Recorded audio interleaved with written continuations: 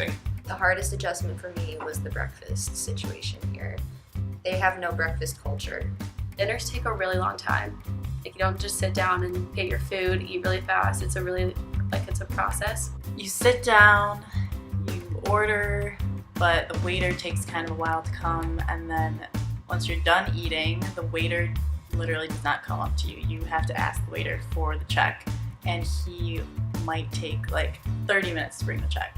One food that is kind of like a new thing, and it really is unique to Rome. It's called trapezzini.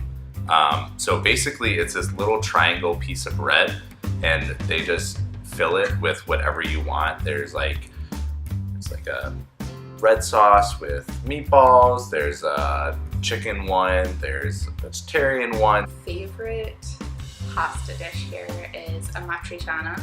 It's really, really simple, but it's super classic Roman and it's absolutely delicious. It's tomato and bacon, so like I said, very basic, but it's so good. Carbonara, that's like egg and bacon also. Everyone talks about how pear pasta is amazing, and they're not wrong. It really is amazing. Oh, Pompey tiramisu. It's so good. Definitely try suplis. Suplis are so good. They're fried rice balls with cheese, and if you go to this place called La Focaccia, also by Piazza Navona, they have one with like black rice, and it's so good. The drinking age in Italy is only 18, so you have like an opportunity, so definitely drink local wines. The SLAs and the school does a great job on subsidizing and putting on a lot of nights where they'll take you out to restaurants. It's always excellent food that normally you wouldn't find or go to or get for such a great deal.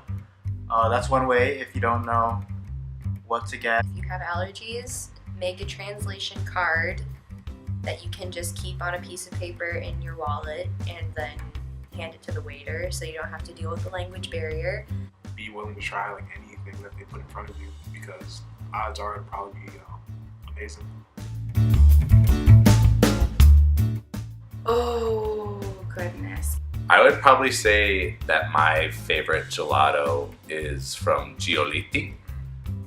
I disagree. I think the best gelato is at Old Bridge, and there's two of them, so if one is closed, then you can go to the other one. I love Venchi or Venchi. I don't know what it's called. I don't know how to pronounce it. So good. The Cuore di Cacao is literally the best. Gelato. Frigidarium! Get the Frigidarium flavor covered in chocolate. It's kind of near Piazza Barberini. It's called Come il Latte. Best gelato I've ever had. Gelato, I think it's torn between Frigidarium and Old Bridge.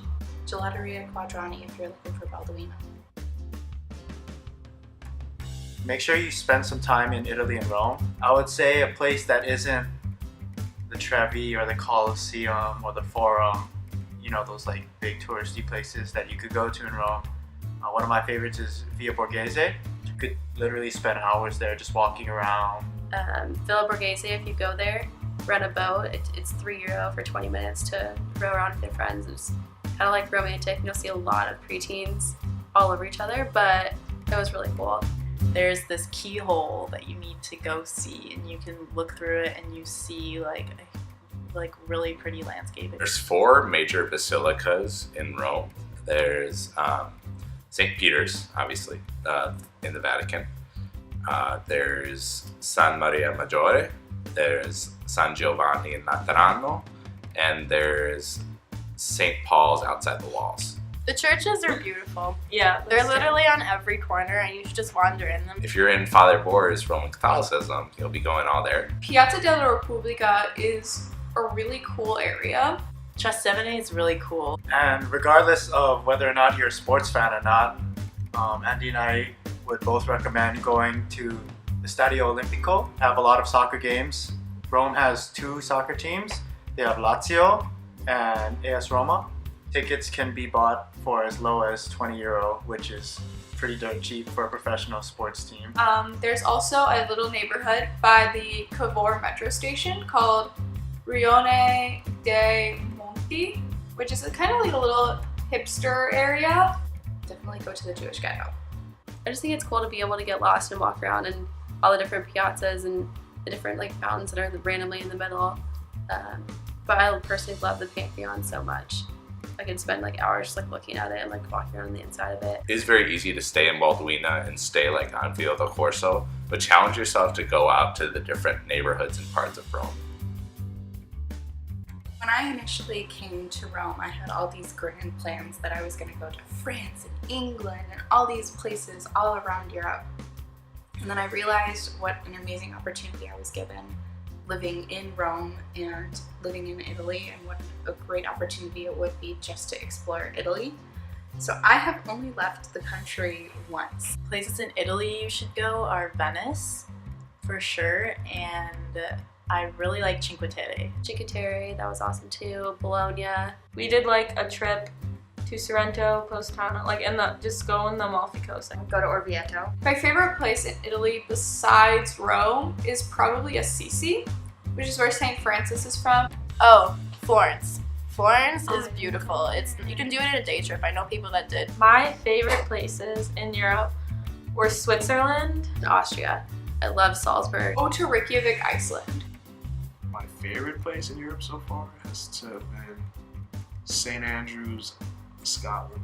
Prague was literally straight out of a fairy tale. Places to visit in Europe: Munich, 100%, and London. I also went on the Cusano Mutri study trip, which was like the mushroom festival. The study trips are really great because they've been molded into being these perfect trips for years. So the leaders of the trips really know what they're doing. We went to this little tiny town in Italy where you probably can't get to like by train. If you have a chance to go on, the Greece study trip is one of the most amazing experiences I've ever had in my life. You see all of the sites, you have an awesome tour guide who you will fall in love with, and I look back on this trip as the best 10 days of my life. I went on the Taste of Tuscany trip, and that was absolutely amazing. We just both went on the Assisi trip. Father Ted and Father Al did a really good job of incorporating like a formal prayer experience into such a religiously and historically significant city. Good way to kind of round out the semester. Take a solo trip. It's a little scary because traveling alone in a place where you don't know the language or the culture can be a little bit intimidating. It definitely gives you so much independence, and it really gives you a lot of self-confidence to realize you just traveled to this foreign place by yourself. You're really becoming an adult now, and this is one of the best places to work with that.